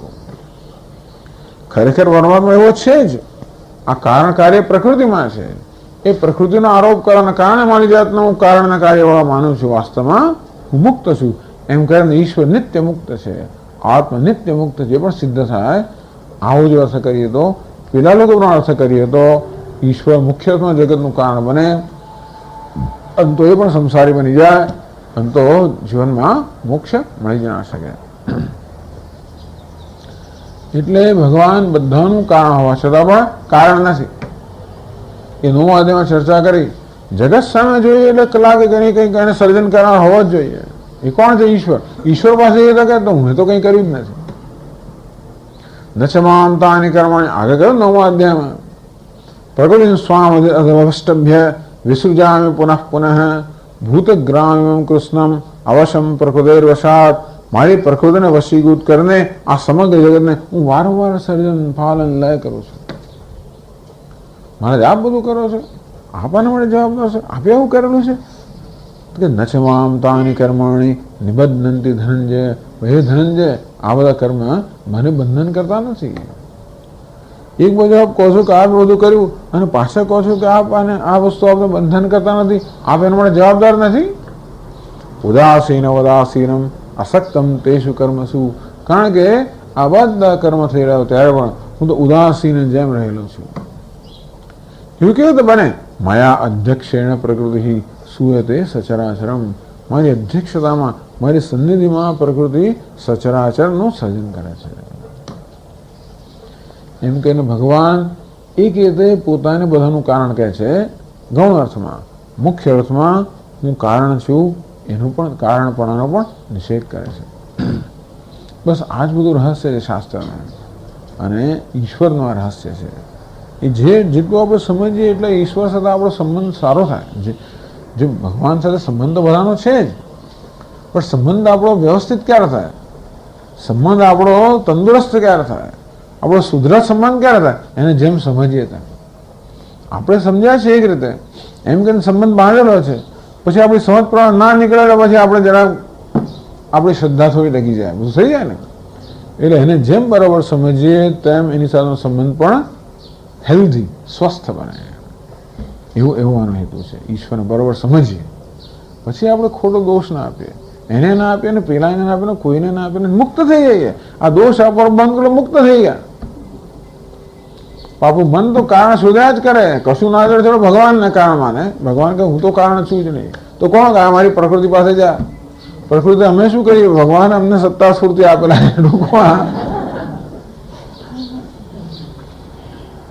કશું કારણ પણ નથી ને કાર્ય પણ નથી. ન નિરોધો ન ચોત્પત્તિ ન બધ્ધો ન સાધક. નિરોધ પણ નથી, ઉત્પત્તિ પણ નથી, બદ્ધ પણ નથી, સાધક પણ નથી. ન મુમુક્ષુર્વૈ ન મુક્ત ઇત્યેષા પરમાર્થતા. બસ આ જ પરમાર્થતા છે. વાસ્તવમાં કશું છે નહીં. એવું ક્યારે ખબર પડે? જ્યારે જાણીએ કે આવું વ્યાવહારિક સ્તર પણ છે. પ્રકૃતિને કારણ કહ્યું એટલે કે વ્યાવહારિક સ્તર પર આવું કારણ કાર્ય પણ છે, પારમાર્થિક સ્તર નથી. એટલે કહે છે નિત્યત્વે પુનઃ ઈશ્વરસ્ય પ્રકૃત્યોઃ સર્વમેતદ उपपन्नं भवेत्। परंतु ईश्वरस्य प्रकृत्योः नित्यत्वे, पुनः परंतु जो ईश्वर ने आ બંને પ્રકૃતિને આપણે નિત્ય સ્વીકારીએ, અનાદિ સ્વીકારીએ, એમને જગતનું કારણ સ્વીકારીએ તો જે બધું છે એ બરોબર છે. સર્વમેતદ ઉપપન્નમ ભવે, જે છે એ બરોબર છે. એટલે કશું બરોબર નથી એ બરોબર છે. ટૂંકમાં કશું સમજાવી ના શકાય બરોબર છે. સમજાવ્યું તો કશું બરોબર નથી. જો કંઈ સમજાવ્યું ને તો સમજો કે મુશ્કેલી છે. જો કંઈ પણ સમજાવ્યું વ્યવહારમાં કે હા હવે બધું બરોબર સમજો કે મુશ્કેલી છે. કારણ કે એનો અર્થ કે કશાક પર આરોપ કરવામાં આવ્યો છે, કશીક વસ્તુ નથી એના પર આરોપ કરીને હું માનું છું કે હું સમજ્યો છું. એટલે આમ જોવા જઈએ તો કશું ના સમજવું હોય તો આપણે વ્યવહાર કેવો થાય, સમજ નહીં તો. પણ એ રીતે અમુક કક્ષાએ સમજાય વ્યવહાર કરવા માટે બરોબર છે. પણ આપણે એમ માનીએ કે બધી કક્ષાએ હું સમજી ચૂક્યો છું તો કંઈક સમજમાં મુશ્કેલી છે. એટલે કે ન સમજાવવું એ પણ યોગ્ય જ છે. એ બધું સમજાવી શકાય તો એ સત્ય બની જાય. જે વસ્તુ સમજાવી શકાય એ સત્ય બને, જે ન સમજાવી શકાય એ મિથ્યા છે. આ જગત અને બંને કશી વસ્તુ સમજાવી શકાતી નથી, માટે મિથ્યા છે, માટે છોડી દો. વેદાંતિન લોકોના સારું છે, આ સમજાવી શકાય એમ નથી માટે મિથ્યા છે. એમને એનો કોઈ ક્ષોભ નથી કે સંકોચ નથી. એ અનાદિ અમે નથી સમજતા કે આ સમજાવી ન શકાય એવું બહુ જ નિડરતાથી એ લોકો એની ઘોષણા કરે, જાહેર કરે છે કે આ નહીં સમજાવી શકાય. તમને સંકોચ થતો નથી? તમે આટલા મોટા તમે આટલા મોટા વિદ્વાનો એવો તો દેખાવો ડો કરો છો અને આમ કહો કંઈ સમજાવી ન શકાય તો એ જ વિદ્વત્તા છે. જે સમજાવવાનો પ્રયત્ન કરે છે અથવા ગર્વ કરે છે એની મૂર્ખતા છતી થઈ જાય છે. એનું આવી મિથ્યા. એટલે વેદાંત માટે અનિર્વચનીય છે. ટૂંકમાં અનિર્વચનીયતા છે. કયા સ્તર પર? વ્યવહારના સ્તર પર. ઈશ્વરની અનિર્વચનીય કહેવાય પણ એવો છે જેનો બાદ ન થઈ શકે. વ્યવહાર એવું છે અનિર્વચનીય. અનિર્વચનીય એટલે કે એ આમ જ છે ને આમ નથી એ બધું કહેવું શક્ય નથી. એટલે કે તો એવું કહેવું છોડી દો. એનું નામ વૈરાગ્ય. આવું સમજીને છોડી દઈએ. આપણે છોડી દઈએ છીએ, પણ આપણે છોડી દઈએ છીએ અસહાયતાથી. એટલે ભાઈ આપણું ચાલતું નથી માટે છોડી દઈએ. એવું નહીં છોડવા. એવું છોડેલું ના કહેવાય. ટૂંકમાં આપણું ચાલતું નથી અને માટે શું કરે, ના છૂટકે છોડી દઈએ છે. પણ અંદર તો રહી જતો હોય છે, બહારથી છોડી દીધું હોય તો. પણ સમજીએ કે ખરેખર આ પકડવાનો અર્થ જ નથી અને છોડી દઈએ તો એ ખરું છૂટ્યું છે. એટલે ટૂંકમાં છોડવું એ પણ જ્ઞાન જ છે, બીજું કાંઈ નથી. સમજ એનું નામ જ છોડવાનું.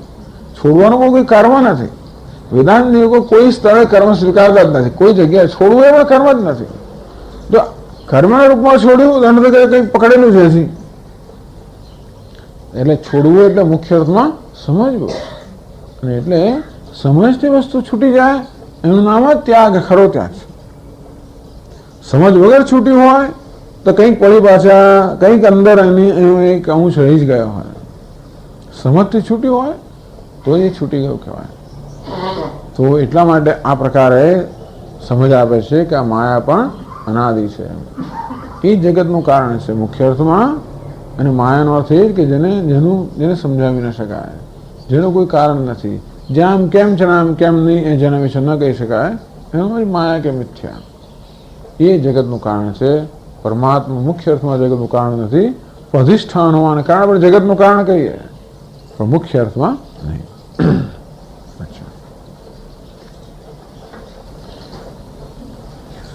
ઓમ પૂર્ણમદ પૂર્ણમિદં પૂર્ણાત પૂર્ણમુદચ્યતે પૂર્ણસ્ય પૂર્ણમાદાય પૂર્ણમેવાવશિષ્યતે.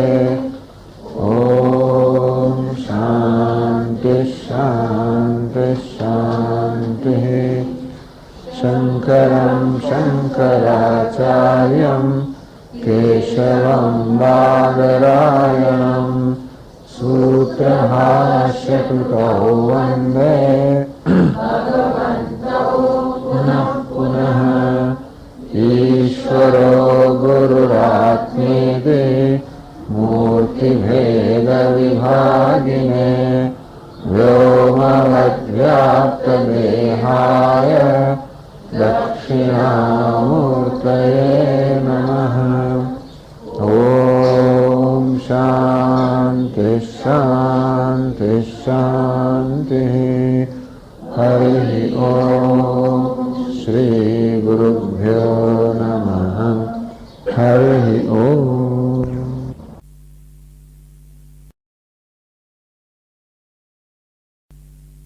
ॐ नारायणः परो व्यक्तात्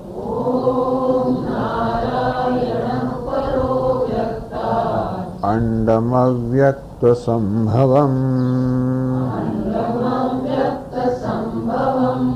अण्डस्यान्तस्त्विमे लोकाः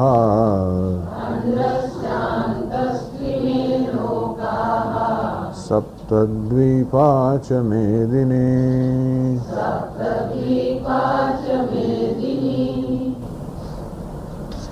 19 श्लोक। प्रकृतिं पुरुषं चैव विध्यनादि उभावपि विकारांश्च गुणांश्चैव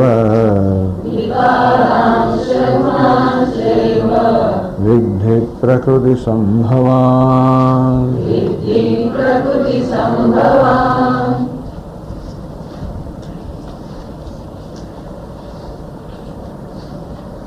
શંકરાચાર્ય મહારાજે સમજાવ્યું કે ઈશ્વર જગતનું કારણ છે. બહુ મોટી વસ્તુ છે, બહુ મહત્વની વસ્તુ છે કે ઈશ્વર. પ્રશ્ન કરે છે કે ઈશ્વર કોણ છે?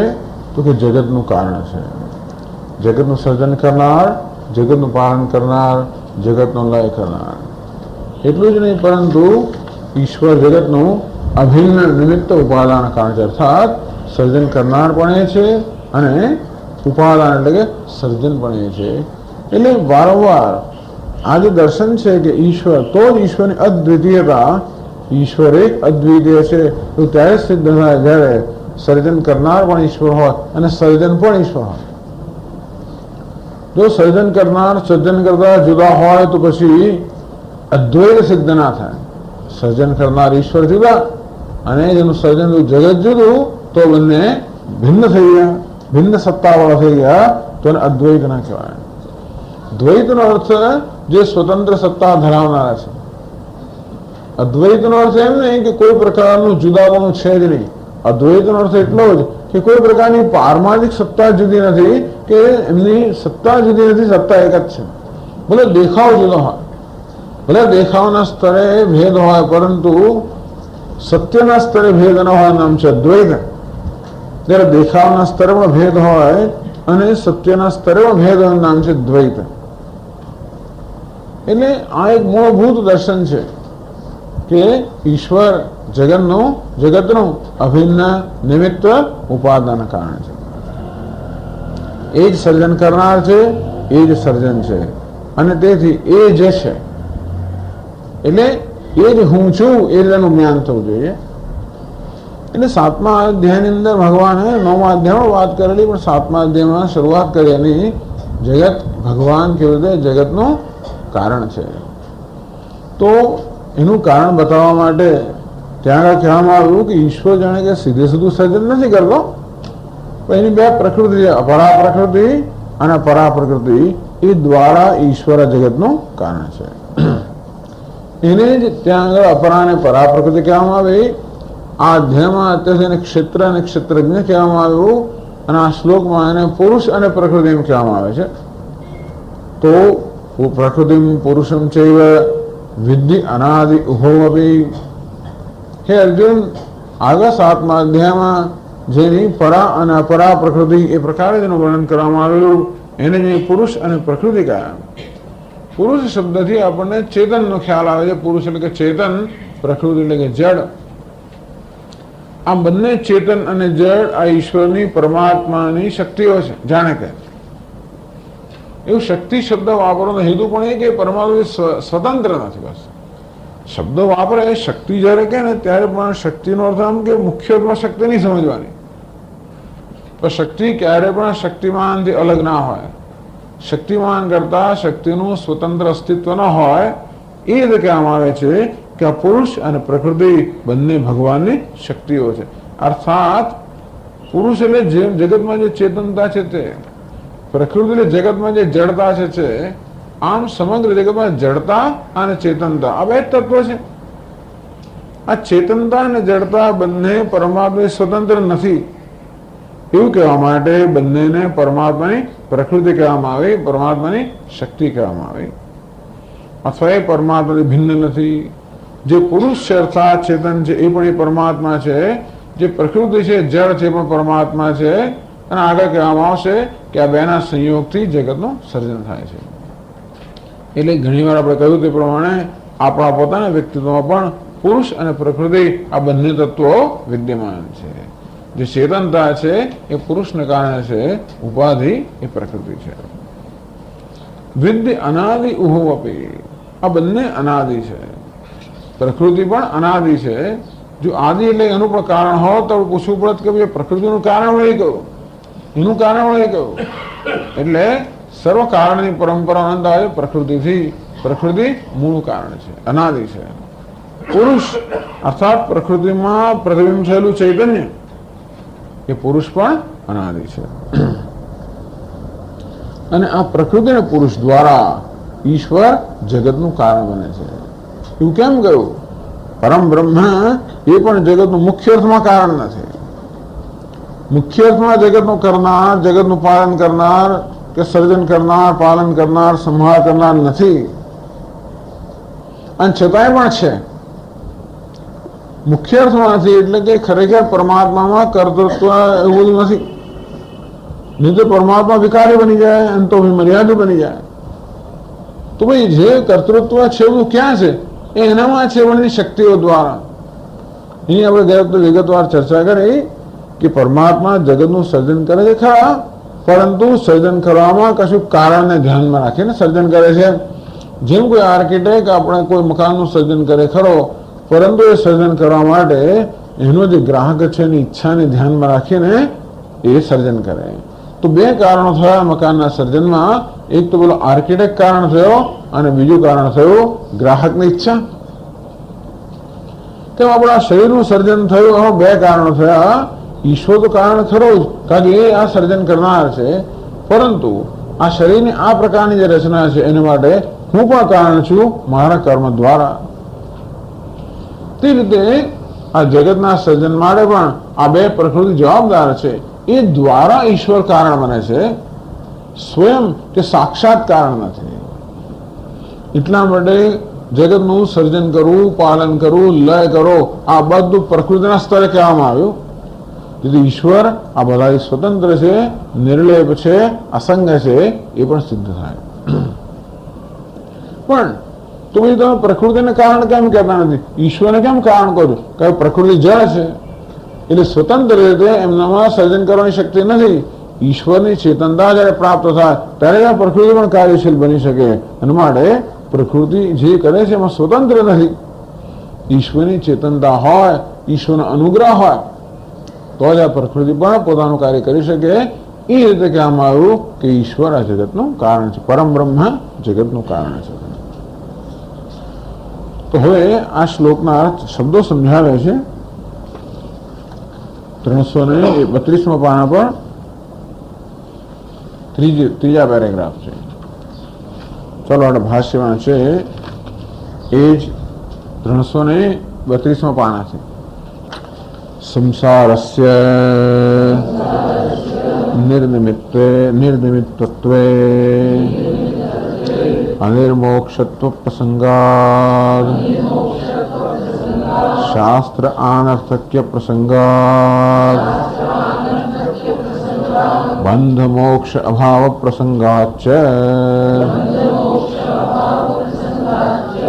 નિત્યત્વે પુનઃ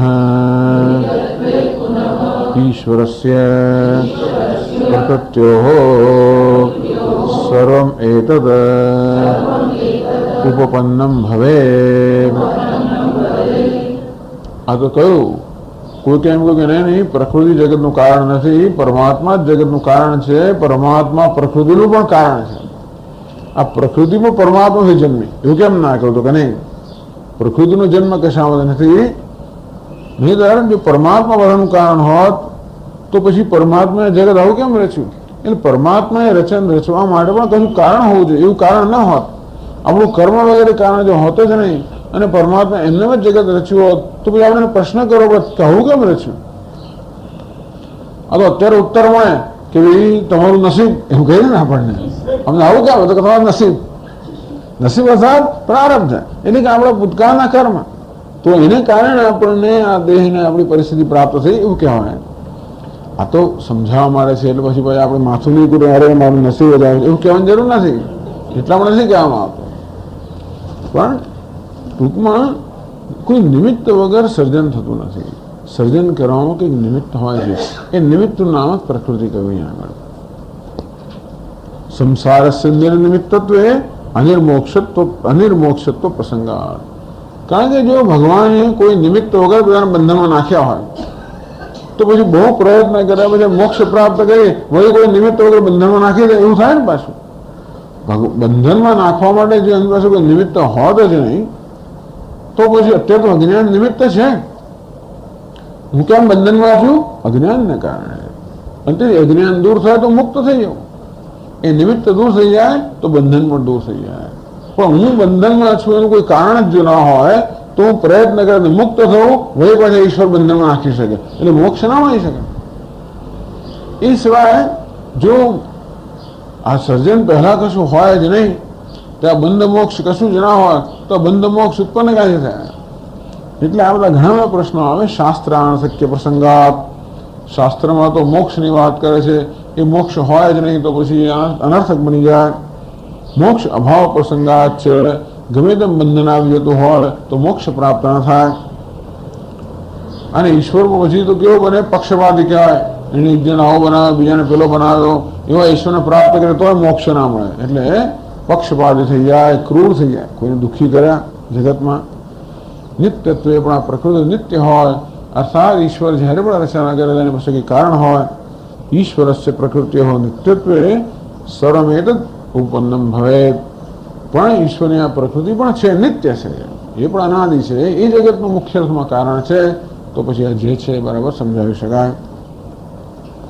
તો બતાવે છે કે કેવી રીતે ઈશ્વરની પ્રકૃતિ જગતનું કારણ છે, એ દ્વારા ઈશ્વર જગતનું કારણ છે. તો મુખ્ય અર્થમાં પ્રકૃતિ જગતનું કારણ છે.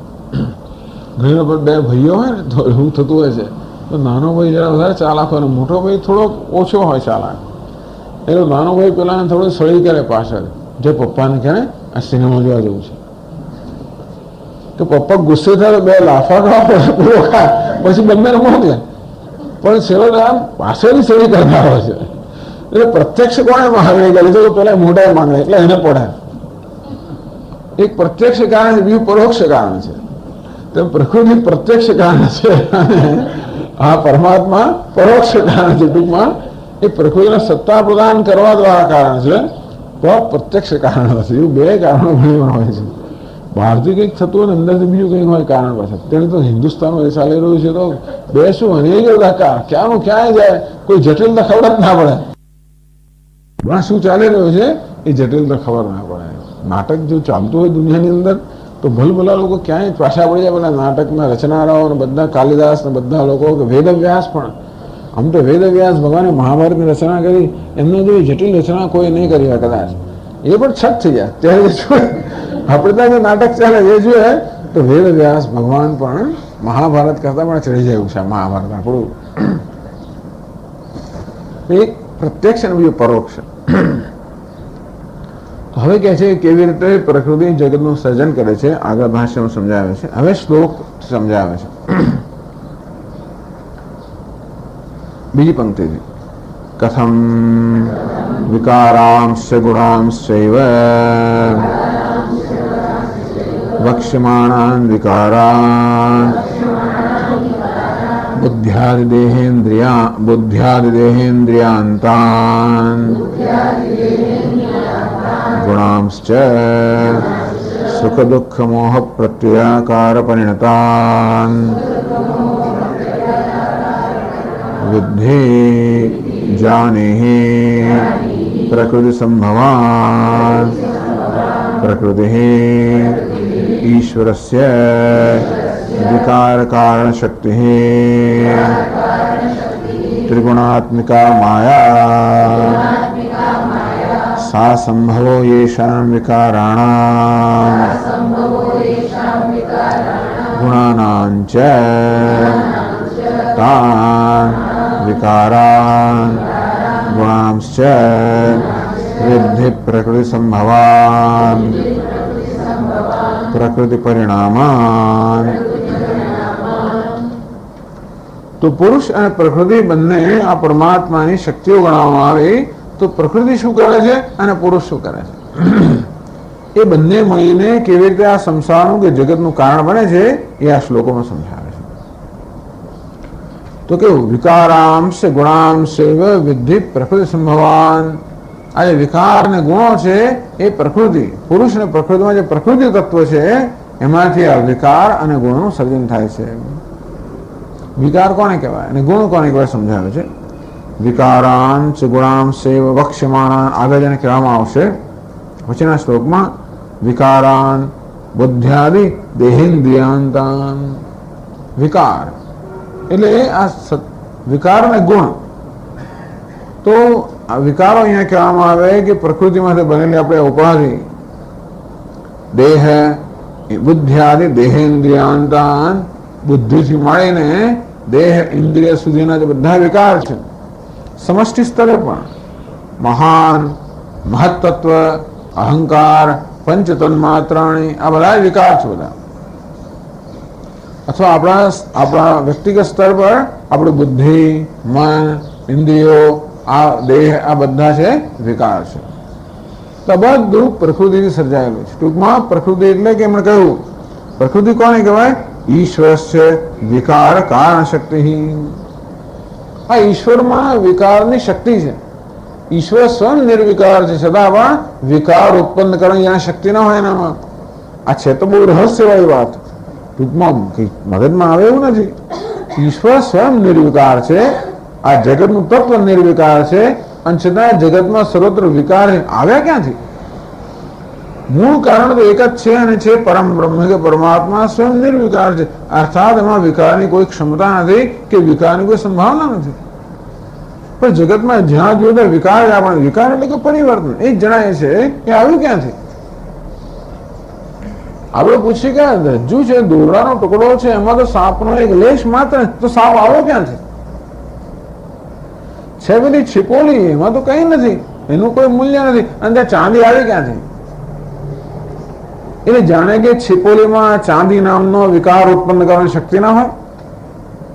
જાણે કે પેલા રજ્જુ કે દોરડામાં સર્પ નામનો વિકાર ઉત્પન્ન કરવાની શક્તિ ના હોય. એ કેવી શક્તિ છે? દોરડાની અંદર સર્પ નામનો વિકાર ઉત્પન્ન કરવાની શક્તિ જાણે કે ના હોય એમ દોરડામાં જાણે કે માયા ના રહેલી હોય જેને કારણે સર્પ ઉત્પન્ન થયો. ખરેખર માયા રહેલી જેવું કહેવાનો હેતુ નથી પણ સર્પને સમજાવો કેવી રીતે? આ સર્પ આવ્યો ક્યાંથી? તો દોરડામાંથી આવ્યો. દોરડામાં તો છે નહીં તો કેવી રીતે આવ્યો?